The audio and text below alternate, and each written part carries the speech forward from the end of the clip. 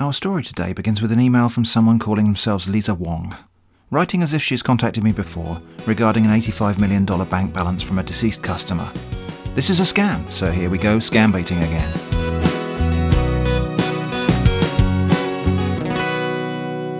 The email itself is a very standard advance fee scam, promising to present me as the rightful heir of a non-existent fortune. Let's read that email in full. I'm writing to find out if you've received my previous email regarding a business proposal. Please get back to me, as this is the second time I'm writing to you. If no, read below again. I am Ms. Lisa Wong, the head of accounting department of HSBC Bank, HSBC in Malaysia. In my department, in the bank where I work, I discovered a sum of 85.5 million USD in an account that belongs to one of our foreign deceased customers, who was a victim of a helicopter crash since 2010, which resulting to his death and his family members. Now, our bank has been waiting for any of the relatives to come forth for the claim, but nobody has done that since 2010. I personally have been unsuccessful in locating the relatives, which the board of directors are planning to share these funds among themselves. Now, I'd like you to pay attention to this next paragraph, because it reads as if it was just a psychopath who Googled how to sound like you're a charitable person, which I have good heart to use these funds to help the poor and street children, also the motherless home. I want to build my orphanage home, which setting NGO for the disability people that cannot afford to eat 3 square meal a day. I don't know about you. No, I don't know about me either. I do seek your consent as my foreign business partner in this transaction to present you as the next of kin beneficiary to the deceased. Oops, hold on a moment, I've just got to check this incoming message. $85.5 million USD can be paid to your local bank. Account in your country. That's another transaction. It's 100% free risk. Cause I know the legal. Don't come with me to make the transaction possible. The phone will be shared 50-50. So yes, it's my buddy Eric Castiglia again, and he's turned this scam email into another great song. To hear the full thing, please follow the link in this card or in the video description. In fact, why not head off and just do that right now? I'll be right here waiting when you get back. So one detail about this email caught my eye. The title of the email is Great News. I replied, how is it great news that one of your customers died horribly in a helicopter crash? Have you no compassion at all? What have you got to say for yourself? Shame on you. Having said that, the money sounds nice. Can I get it? Lisa replied, asking for the usual personal details that you should never share with a stranger on the internet. My initial plan for this session was to try getting flirty with the scammer, so I said, hi Lisa, lovely name.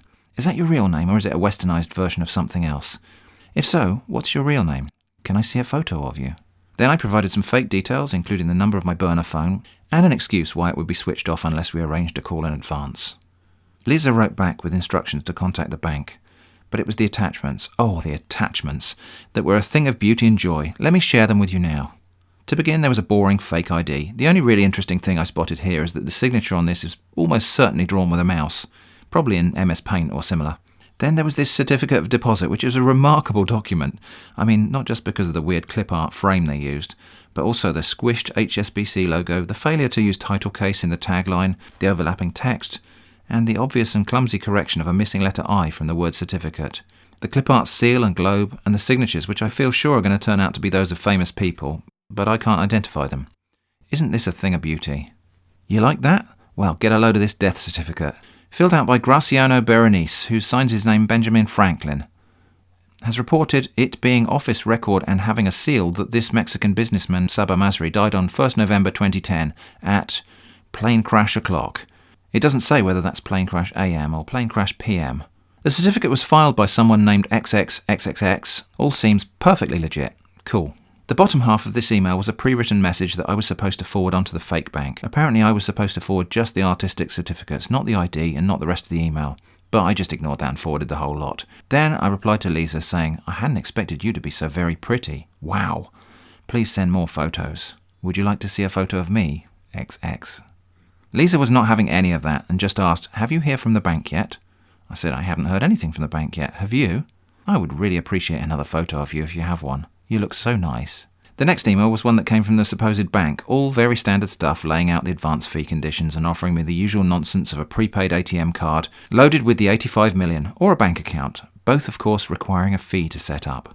The email contained a link which I was supposed to follow to register my personal details. We'll have some fun with that in a moment, but first I thought we'd cause a bit of frustration.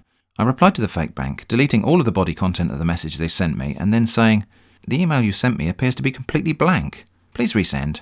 Then I also emailed Lisa to tell her the bank had sent me a blank email. The fake bank tried again, this time without the attached images of the fake ATM card. Again, I clicked reply, deleted all but the header, and said, "Sorry, that was just another empty email. Are you experiencing a technical problem at your end, perhaps?" While this was happening, I reported the scammer to the real HSBC bank, since they'd registered 2 different domains to impersonate HSBC, one for email and one for hosting the fake account opening form. I got a standard response. I never saw any further indication of action from the real HSBC, so later on I took some action of my own. We'll get to that in a moment. The fake HSBC bank now sent me another email, quite different in appearance, but using a template we'll see a lot of from here on. It said, "Dear esteemed customer, greetings from the HSBC Bank Malaysia Bank today. We want to let you know you can as well send to the first account given, so we complete this transaction ASAP. We await your immediate response soonest to complete this ASAP." Then they sent another version of the earlier email with less formatting. I replied to the first one, "Still nothing. Please can you check this with your IT department? There is no content or body in the emails I'm receiving from you." And to the second one, "Please stop sending me blank emails. Please resolve whatever technical issue you are facing before contacting me again." Then I complained to Lisa again. While waiting for the scammer's next move, I looked up the domain host for the fake HSBC account page that the scammer had linked to, Namecheap, and I reported the fake HSBC page to them. I got several responses, including the assurance that they'd look into it and take action. We'll take a look at what happened next after this short break to look at one of your frequently asked questions. Today's question is, why do I blur out the email addresses of the scammers? A lot of people's first assumption is that I'm doing this to protect the scammers for some reason. Actually, there are 2 main reasons, but neither of them are anything about protecting scammers. Firstly, I'm doing it to protect myself. YouTube's privacy policies are probably already sufficient to forbid me from publishing anyone's email address, scammer or otherwise, without their express consent. And those policies are only likely to tighten in future, so for the most part I'm hiding the email addresses out of simple expediency and prudence. But also, when I publish a scambaiting video, I'm not always finished with that scammer. I might go back for another go under a different identity, or if it's a marathon session I might be uploading part 1 while part 2 is very much still underway. Publishing the email addresses would allow trolls and other idiots to interfere with my game. So it's really as simple as that. Anyway, let's get back to the scambaiting. Lisa didn't believe me, I think, that the fake HSBC bank was sending me blank emails, and demanded I forwarded one to her. Easy enough to fake, so I did. Then fake HSBC sent me another email, which I again did the reply, delete body and complain. "This is getting ridiculous. Why would you just keep sending me blank emails? Why can't you sort this out?" Then a nice confirmation email from Namecheap saying they'd removed the fake HSBC login page. I checked this and it was gone.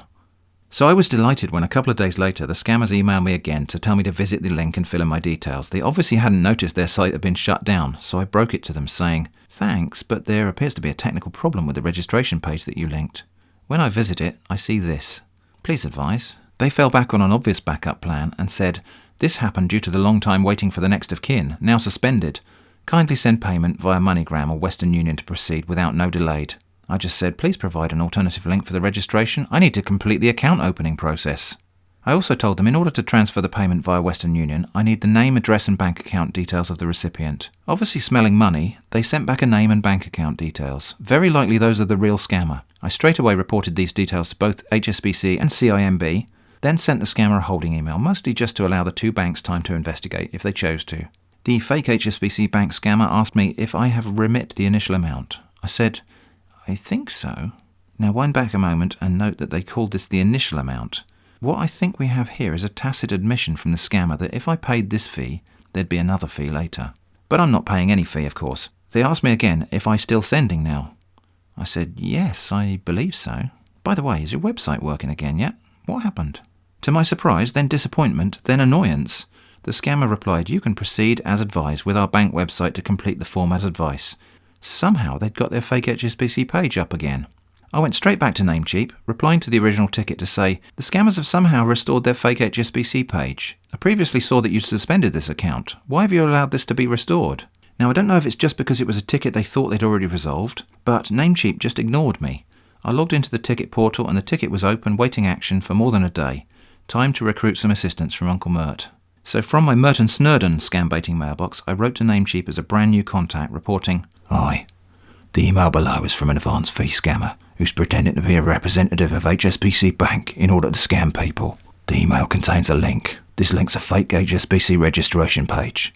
Please take steps to shut down the scammer's website. Innocent people are being scammed." This time, Namecheap confirmed they'd suspended and locked the account. Nice work, Mert. Now Manfred can reply to the scammers. I tried to visit your website again to complete the form, but there still seems to be a problem. Well, actually, it might be a different problem, as I'm now seeing a different error message, as below. Without missing a beat, the scammers replied attaching a PDF version of the form. Well, a form, the wrong form. A form for a loan application asking me to fill it up. I said, "What form? There's no form attached. Are you sure you know what you're doing? Why can't I just use the web form? What happened to your website?" Losing patience with me now, they just asked, "Why you not send the payment fee so we can help you complete the pending form for you?" I said, "I think I sent the fee. Pretty sure of it. Maybe you can check the receiving account again or something. I want to know why your website is down again. Please advise." They said, "We want to let you know. Send the fee before the form and give us the receipt." I said, "Why?" They sent the form again. I said, "That's the wrong form." In seeming desperation to move things forward, the fake HSBC bank then sent me this, saying, "Already 2020, which makes your late relative funds in our bank a decade today. Because the amount here has been with us since 2010, now today make it good 10 years payment pending with our bank, which the amount of the accrued interest increased from $85.5 million for 10%, which is the 10 years interest. So after total calculation amount together with the accrued interest rate, now is a little over $94 million. We await your immediate response soonest, as is urgent to the board of the bank." I mean, I don't think that's how 10% interest for 10 years would actually work, but I said, "Wow, that's amazing. Actually, that's a pretty good interest rate. Is it okay if I leave the money in the account for another year, maybe longer?" They said, "When you only send the requested amount payment fee, then we can proceed." I said, "Yes, but I need to complete the web form first. When will the website be back in action?" I felt like at this point I had exhausted my store of ideas for this scam bait, so I just asked, "How old are you?"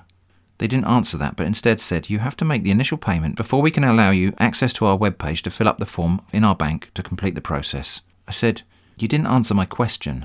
No reply. I asked, "Are you going to answer the question?" They replied, "Greetings from the HSBC Bank Malaysia Bank today. We want to let you know." "Your question again?" I said, "Hi there. My question is this. How old are you?"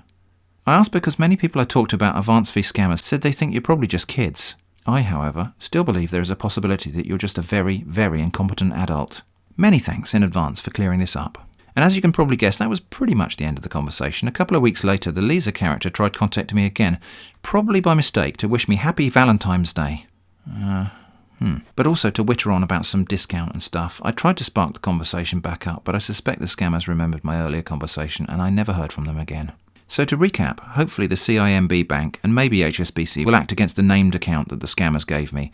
In any case, I caused them a little bit of inconvenience and expense in getting their fake HSBC page and domain taken down, so that's a plus. If you haven't done already, don't forget to check out Eric Castiglia's full rendition of A Mexican Business Tycoon, links in the description and card. Thanks for watching, and I hope to see you again soon. Can be paid to your